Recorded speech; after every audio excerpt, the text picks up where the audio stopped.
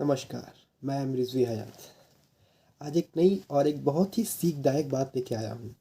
Do not do any thing without any purpose, do things with a purpose. इस बात को सुनने से ऐसा लगता है कि कितना मतलबी बात है ये, कि किसी कार्य को आप करो किसी कारण से। ऐसा क्यों? हम सभी ने श्री कृष्ण की वो बात सुनी है, हर कार्य के पीछे कुछ न कुछ छुपा होता है, भले ही वो अच्छा हो या बुरा, उसके पीछे कोई ना कोई कारण जरूर छुपा होता है। तो आखिर वह कारण क्या है कि जिससे कोई इंसान खुश है तो कोई दुखी है? क्या है वो आखिर कारण कि जिसकी वजह से कोई इंसान कामयाबी की चोटियों पे है तो कोई नाकामयाबी के गड्ढों में? आखिर क्यों कोई आज उदास बैठा है तो कोई खुशी से बैठा है? इस बात को चलिए समझते हैं। हम सब कहते हैं कि हम बहुत परेशान हैं, ये है वो समस्या है ज़िंदगी में, ये नहीं हो रही वो नहीं हो रही। आखिर ऐसा क्यों? तो मैं बोलूँगा कि आपके कर्म में वैसे है। तो कुछ लोग बोलेंगे कि मैंने तो कुछ नहीं किया, फिर भी मुझे धोखा मिल गया। मैंने तो कुछ नहीं किया था, फिर भी मुझे गलत हुआ मेरे साथ। बिना किसी कारण के मेरे साथ इतना बुरा हो गया।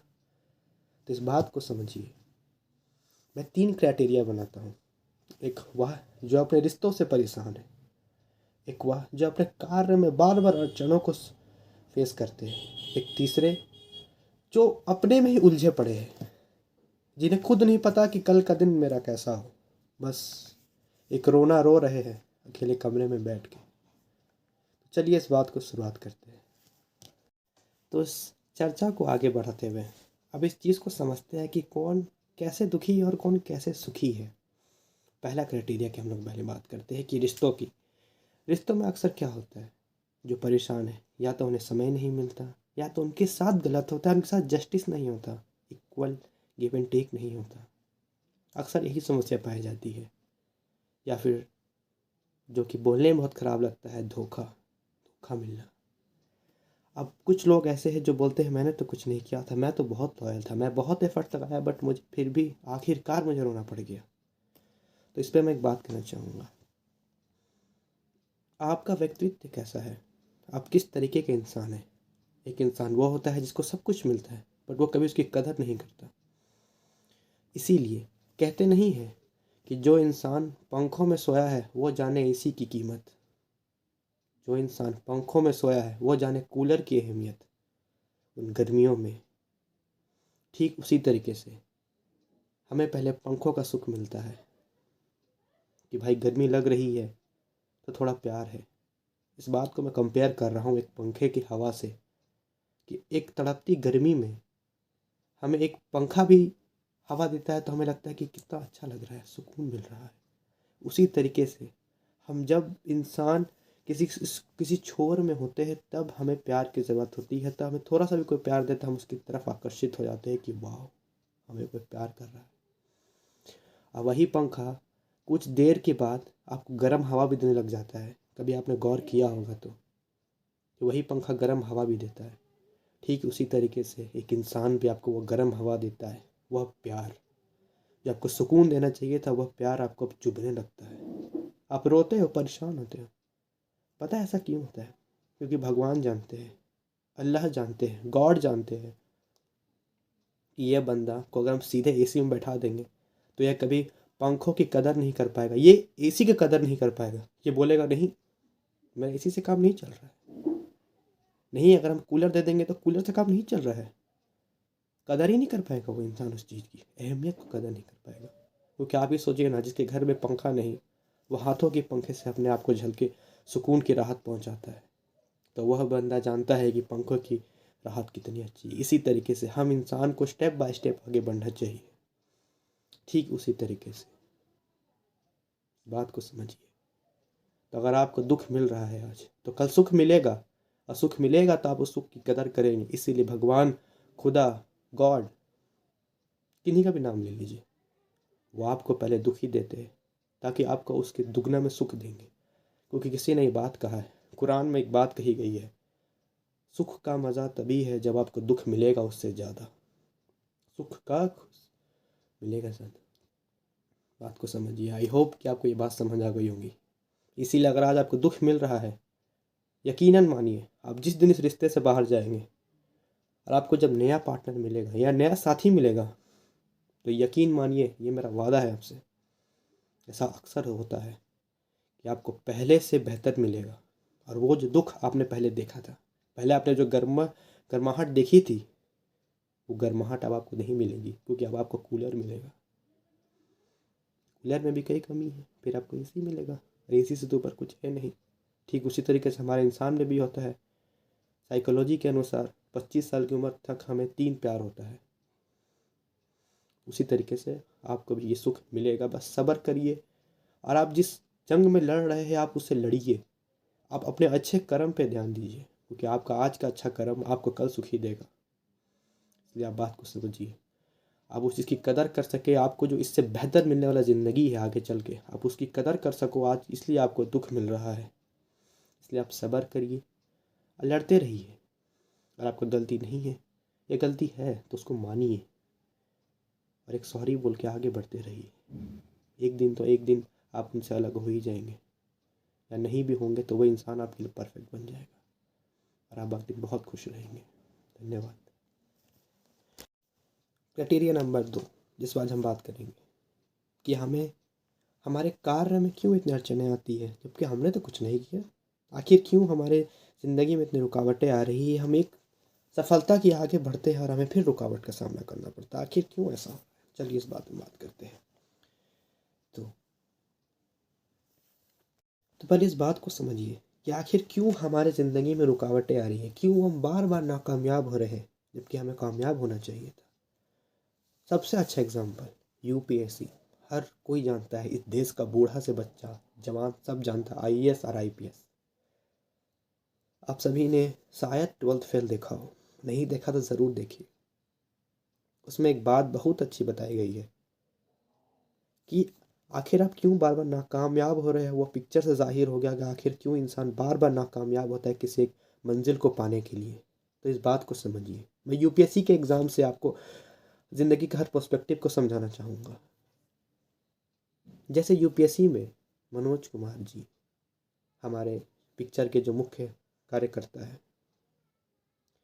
वो किस जगह से आए थे? चंबल जैसी जगह से आए थे, जहाँ पे पढ़ने लिखने का तो माहौल ही नहीं था। वह दिल्ली जैसे शहर में आए। उनका इंटरव्यू कभी देखिएगा, उन्होंने एक बात कही कि मुझे लिखना नहीं आता था, मुझे ठीक से पढ़ना नहीं आता था, क्योंकि मेरी जड़ें कमज़ोर थी। अब आप ही सोचिए, अगर उनका पहले ही अटेम्प्ट में अगर हो जाता तो वो कैसे ऑफिसर बन पाते। ऐसा ऑफिसर जो पढ़ना नहीं जानता ठीक से, ऐसा ऑफिसर जो लिखना नहीं जानता ठीक से, क्या ऐसा ऑफिसर जिसके बेसिक्स कमज़ोर है। आप तो नहीं चाहोगे ना कि आपका जिला का ऑफिसर ऐसा हो। आप तो नहीं चाहोगे। आप कैसा ऑफिसर चाहोगे? एक बुलंद मजबूत पर्सनालिटी, देखने में लगे क्या जज्बा है। कभी पास से देखे आईएएस और आईपीएस को, कभी जाके देखिएगा भाई।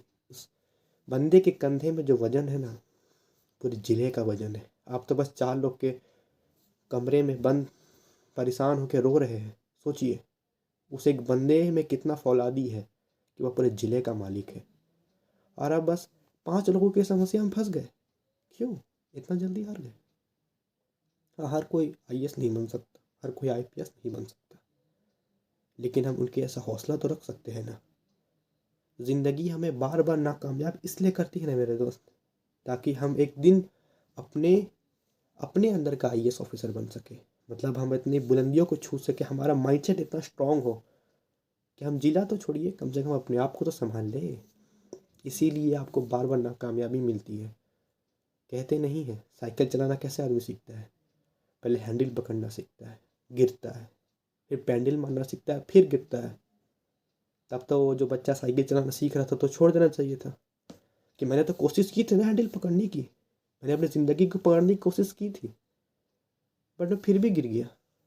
नहीं मेरे दोस्त, आपने अभी सीखना चालू किया, आपने दोबारा पैडल मारा। अब ज़िंदगी में आगे बढ़ना चाहे, जब आपने अपनी ज़िंदगी को अपने हाथों में लिया, दूसरों के हाथों से छुड़ाया, तब आप पैडल मारे कि अब मैं आगे बढ़ूंगा। अब गिर गए। क्यों? क्योंकि आप अकेले थे। दूसरों के सहारे पीछे को पकड़ रहा था, तब तो आप बहुत आगे बढ़ रहे थे। जब खुद से पैडल मारे तो गिर गए। गिरेंगे ही ना। अब जो गिर जाता है वो हिम्मत करके जो उठता नहीं है, वो ना कभी साइकिल चला पाता है, ना वो कभी सुख पा पाता है बाइक और स्कूटी का। वैसे ही आप अगर आज अकेले चल रहे हैं तो गिरेंगे ही गिरेंगे दोस्त। आप तो साइकिल सीख रहे हैं ना, हमारी ज़िंदगी भी एक साइकिल के जैसा ही है। पहले इंसान अपनी ज़िंदगी को पकड़ता है, ठीक वैसे ही अपना साइकिल का हैंडल पकड़ता है। फिर इंसान पैडल मार के आगे बढ़ना चाहता है ज़िंदगी में, ठीक वैसे ही इंसान साइकिल में पैडल मार के आगे बढ़ना चाहता है तो वो गिर जाता है। बट फिर से एक बार और उठेंगे। अभी तो हम 2 स्टेप आगे भी तो आए हैं। आप पहले सोचिए, आप पहले कैसे इंसान थे। पहले आपको हैंडल पकड़ना नहीं आता था, पहले आप ज़िंदगी के बारे में कुछ सोचते नहीं थे। और आज आप सोच रहे हैं, आप कितना प्रोग्रेस कर गए हैं। आप उन करोड़ों के भीड़ में आप 1.25 लाख कदम आगे आ गए। उसी तरीके से आप दोबारा सीखते हैं, दोबारा पैडल मारते हैं, दोबारा कोशिश करते हैं, फिर गिरते हैं, फिर गिरते हैं, फिर गिरते हैं। लेकिन एक दिन साइकिल चलने लग जाता है, आपका ज़िंदगी चलने लग जाता है। क्यों? कोई मिरेकल नहीं होता है कि अचानक से आप साइकिल चलाना सीख गए। नहीं, आप बार बार गिरे, बार बार गिरे, आपको समझ में आ रहा था, ओह मैंने ये गलती किया, ओह मेरा हैंडल ऐसे मुड़ गया, मैंने ज़िंदगी में ये गलत फैसला लिया, मैंने वो गलत फैसला लिया। एक दिन तो आप सही फैसला ले लोगे, भले ही थोड़ा समय लग जाएगा, पर एक दिन तो आप भी ज़िंदगी में कामयाब हो जाओगे। आप नाकामयाब नहीं हो। अगर आप अपनी ज़िंदगी की हैंडल अपने हाथ में लिए हैं तो आप उनसे तो बेहतर हो जो आज कुछ नहीं कर रहे हैं, जो दूसरों के भरोसे बैठे हैं। इसीलिए हारिए मत, अब जीत के बहुत करीब है। 1500 मीटर के रेस में भी इंसान 1400 मीटर में आके थक जाता है। बस 100 मीटर का फासला रहता है कामयाबी और नाकामयाबी की तरफ। अगर 100 मीटर आदमी ना दौड़े तो आदमी ओलंपिक चैंपियन ना बन पाए, आदमी रेस में जीत नहीं पाएगा। आखिरी का 100 मीटर का रेस में आप भी कहीं ना कहीं उसी में फंसे हैं। और आप इस फेस में है कि मेरी परेशानी जा नहीं रही, बाहर परेशानी आ रही मेरे करियर में, तो समझ जाइए आप बस वो 100 मीटर की दूरी पे खड़े हैं। ये पार कर लिए ना, आपका स्टेमिना चेक हो जाएगा। गॉड, अल्लाह, भगवान आपको कामयाबी की उस मुकाम पे पहुंचा देंगे जहां पहुंचना चाहते हैं। आपकी ज़िंदगी में साइकिल चल जाएगी। एक बार साइकिल चल गई तो आप भी जानते हैं साइकिल के बाद सुख आता है स्कूटी का, स्कूटी के बाद सुख आता है बाइक का। और इस सुख की तो मैं क्या ही अपनी परिभाषा दूँ। इसलिए आप लड़ते रहिए, आप बहुत अच्छा कर रहे हैं। और आप इस मुकाम पे पहुँचे कि आपकी लाइफ में परेशानी आ रही है तो आप सही मुकाम पे जा रहे हैं। बस आप आगे बढ़ते रहिए, हिम्मत मत हारिए। बस 100 मीटर दूर दूर है, आप कर सकते हैं। मिलते हैं अगले वीडियो में।